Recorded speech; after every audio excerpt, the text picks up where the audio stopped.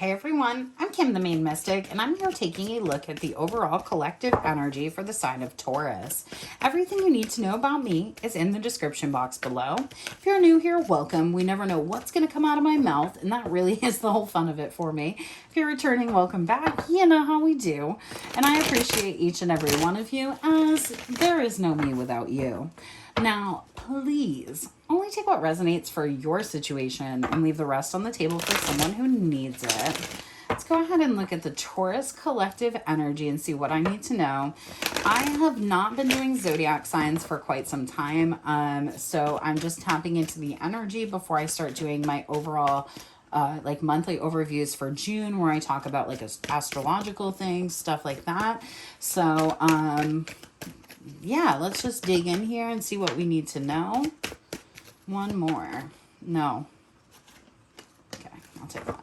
I was like, absolutely not. That was like 100. We all saw it. All right, bottom of the deck, we have the Ace of Pentacles. Loving it. You may have been pursuing some sort of commitment at one point that you felt like was going to be very good for you. And now you're moving in a different direction, honestly, because you don't want to have the toxicity. You have overcome some sort of like block that you had with this person or in your mental space about either this commitment, what you have been committed to, what you've been giving your time to, and it's actually going to be opening up a lot of doors for you. I'm loving this energy, Taurus. Let's see here. We know it's all leading to an Ace of Cups, Seven of Cups in the reverse. I'm loving this alignment. We're going to be doing some stuff. Tower and the Ace of Cups. There is an incoming offer. I'm pretty sure that you don't see coming, mostly because you're still focused on walking away from whatever this toxic past person was or this toxic past thing. You may not see this coming, but it's going to be exactly what puts you into alignment. All right, Seven of Cups. Yeah, that's it. That's what brings you right into alignment. If you've been really focused on self-care, maybe trying to get yourself out of the house a little bit, but otherwise, I'm just really seeing you even be like, how did you find me? And a lot of it has to do with the fact that like, this is somebody that could be coming in that may have recognized you, but never taken a chance on reaching out to you. This is somebody who may not have been confident enough to talk to you in the past, but they're also seeing you as some sort of alignment. This doesn't necessarily have to be a past person because we have a lot of ace energy coming with the tower. But this could be somebody that you just don't expect to come into your life. Tell me about this Ace of Cups. What can we... All right, Spirit. Tell me about this Ace of Cups, please. Ten of Wands. This is coming after a really long, burdensome period with somebody that you may have chosen that created a lot of back and forth energy, very hot and cold, and then you had to kind of heal. So you may have been in some sort of connection with somebody that could have gaslit you a lot, that didn't tell you a lot of truth, that didn't show you who they really were, somebody that you felt like was blocking a lot of victory. Now you're in the energy of actually moving forward. You've been focused on self-love, really doing that probably on your own and in your own quiet time. And that's totally dope, but I don't think you expected to bring something in for you. Yeah, Six of Pentacles in the reverse. Yeah, Three of Cups, celebration. Knight of Wands. You may have actually been practicing celibacy or something like that, not expecting that to work out for you, honestly. And you actually have somebody here that wants to come in and make kind of a small offer, or... No, Spirit was like, nah, you know what that is. This is somebody that might pop back up and you're actually going to reject that because you recognize how toxic the offer had been in the past. So this is like the test for you. If somebody comes in that you have been hoping would come in, but in your gut, you know, is not the right person for you. This is like your test to see if you're going to reject that person and move on into the correct energy and get a new loving offer, or if you're going to head back through a karmic cycle. That's your choice, Taurus. You can do whatever you want. I'm not the boss of you. I'm just telling you what I see. Tell me about this Ace of Cups, please. Knight of Cups.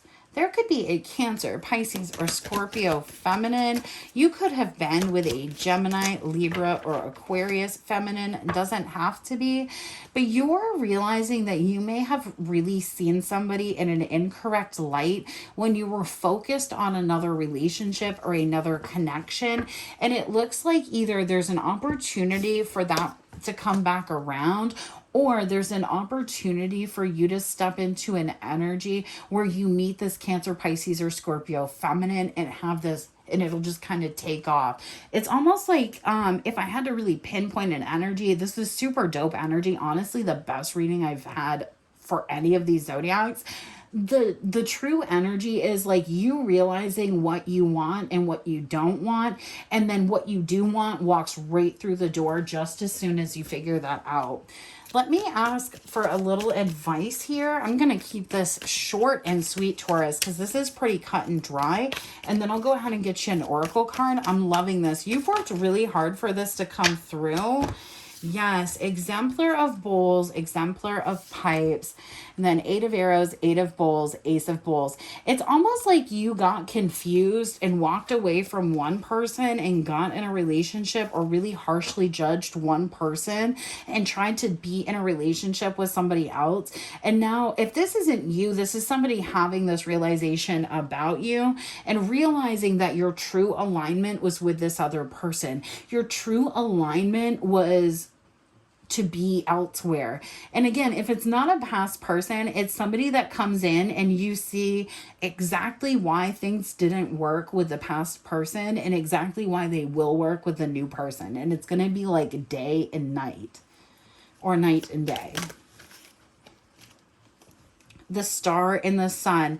You could also, again, remember how I said that there is somebody that's going to be circling around that kind of wants to have some sort of rebirth with you. Now we have the sun and the star, which is rebirth, and the grandfathers. This could be a masculine energy. The grandmothers, the ace of pipes.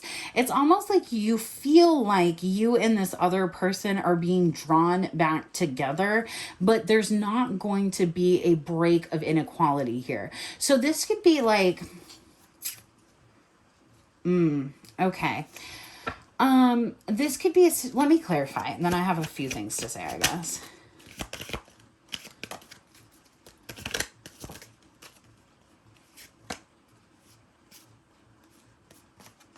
Yeah, okay. That's what I thought. I didn't want to say it, but that's what I was thinking. Regardless of who you are in this situation, so you could be like a Taurus feminine and there's a masculine coming back in that you feel like didn't fight for a relationship with you, and it could have been due to the fact that they went into another connection or another commitment. You could be cross-watching. You could be this person. I'll tell you why it's happening, I guess, is I have a tough time on knowing whose perspective I'm watching for, but I can definitely tell you what's happening. This person went through a period where they felt like they found the love of their life. You guys could have been friends. You could have always been in touch. You could have been family members, whatever it was. This person judged you, the viewer, very, very harshly, or you're watching knowing that you judge somebody very harshly because you were so focused on fixing or healing something with somebody of the past.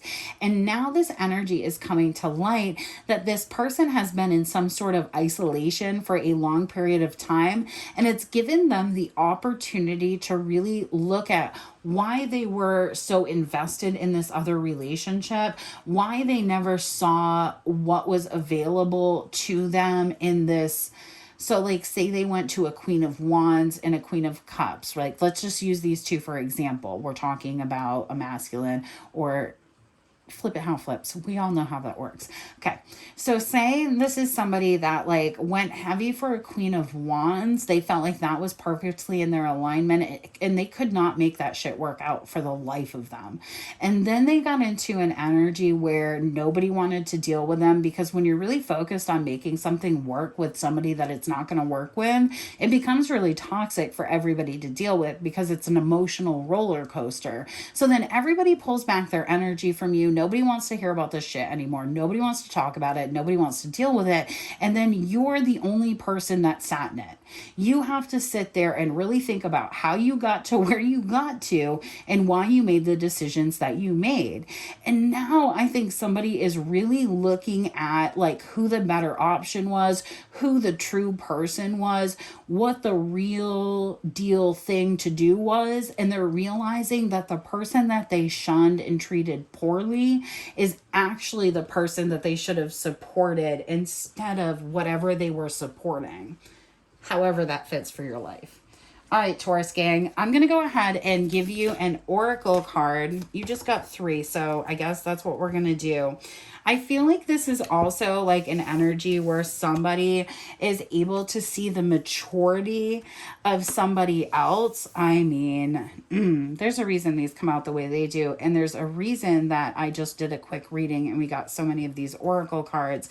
It's like somebody's having to really reflect in their own energy because they're seeing how somebody else has matured, how somebody else is handling life and or situations. And honestly, I don't really think they like how they treated this person. And that's what's creating this environment. So if you're this person, when they do come in, test them, of course, but that energy is going to be different. And it's because they're having some like radical awakening about the way they treated one person versus another, and then how they got messed over by one person when somebody else would have been really true to them. All right, let's go ahead and read these out. This might be the literal fastest reading I've done, except for Scorpio. Those two were like the Scorpio reading, and there was like one other one that was so cut and dry. And then everything else has been weird for me. Oh, I touched it. All right. We have the prayer. There's your screen cap in case you want it. I'm going to take a sip of my drink. I'm telling you. And this could have even been somebody who like worshipped somebody else. The worship, the reverence, the homage. What is prayer? When are we in a state of prayer and when are we not? To whom and what do we pray?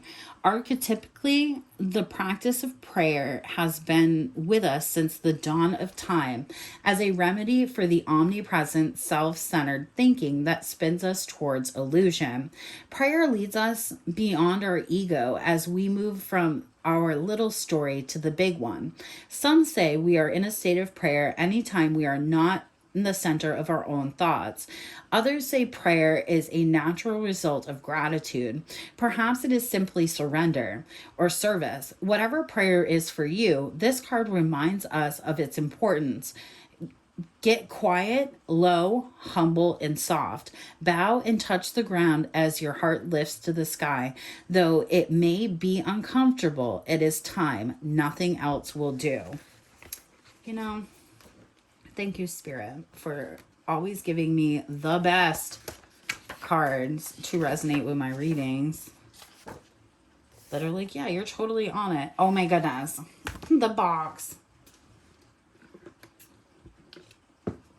In case you'd like the screen cap. This person. The cage, the rules, the norm. We all live to some degree within the confines of the box. This archetype represents everything that is known, anticipated, and expected. It holds us in place while simultaneously holding us back from our greatest visions.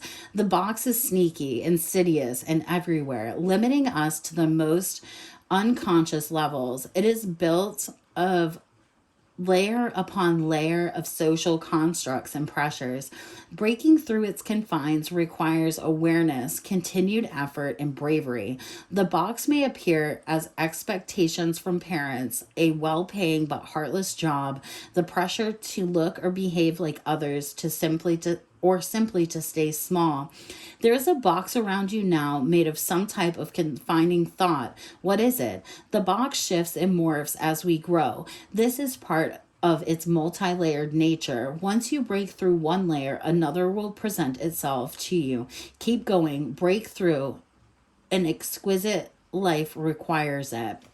And I'm telling you, it wasn't until this person got sat in this energy of not having choices, of going through a period of being like really stuck, not being able to make any moves, did they really stop and get to see why things were backfiring on them, why things were behaving in the way that they were behaving. And I think a lot of it had to do with the fact that they were looking down on somebody who maybe didn't need to be looked down on, for one. And I mean, you really shouldn't look down on anybody, because it's like the whole, like, if Jesus is one of us shit. And then, you know, it's like this person had that opportunity. Like, what if God was one of us and they acted a fool, went for the devil, only to realize that whoopsies. Whoopsies. All right, we have the Mystic, the Seeker, the Light Worker, the Dreamer. The Mystic is often misunderstood. I can't even. Thank you, Spirit. The Mystic is often misunderstood in our culture, depicted as a wandering or lighthearted daydreamer. Yet, like Shiva, the true mystic plays a critical role in society, remaining fearlessly dedicated to the path of transformation. In order to save the earth from darkness, Shiva swallows the poison of the world and holds it in his throat, slowly transmuting the liquid into nectar. This is the work of the mystic. They do not fear darkness, but rather sit in the presence of it, harness the potential and latent energy behind it, and embed it with light. They are patient and prudent change makers, seeking growth above all else. Unanswerable questions are the mystic's life's blood. The mystic reveals in mystery in the great... Oh, I'm sorry, brain cramp. The mystic revels in mystery in the great riddle of life, dancing with the forces of light and dark upon its wings. All right, y'all, I'm going to leave y'all here. I hope this message reaches you well. Don't forget to go ahead and check out my collective energy readings. Check out your sun, moon, rising, or Venus signs. And I think I said this, but just in case I didn't, because I really do, hope this message reaches you well. And I'll catch you on the flip side. Peace.